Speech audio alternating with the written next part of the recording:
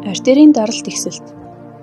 Артерийн даралт ихсэлт гэдэг нь цусны урсгалын хүч судасны ханд өндөр даралт үзүүлэхийг хэлнэ. Хүний биеийн судаснууд нь зүрх хэмээх ганц шахуургаар тэжээгддэг хоорондоо холбогдсон хоолойн систем юм.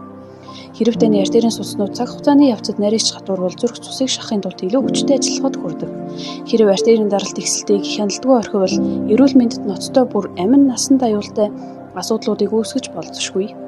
Үүний шалтгаан нь эрүүл бус хооллолт, тамхи татах, стресс, удамшлын хүчин зүйлс гэх мэт олон шалтгаан байж болно. Дэлхийн эрүүл мэндийн байгууллагын тооцоолсноор 2019 онд 30-79 насны 128 тэрбум насанд хүрэгчид цусны даралт ихсэх хүчтэй байсан бөгөөд үүний нэг гол шалтгаан нь тархалт юм аа. Артерийн даралт ихсэх үед ихэвчлэн элч шинж тэмдэг илэрдэггүй тул түүнийг чимээгүй оловчин гэж нэрлэдэг. Зарим хүмүүст аневризм үүсдэг бөгөөд энэ нь цусны судасны сул хэсэгт бөмбөлөг шиг товоож гарч ирэхийг хэлнэ. Энэ нь биеийн аль ч судас руу орж болгоч тархинд хамгийн түгээмэл тохиолддог.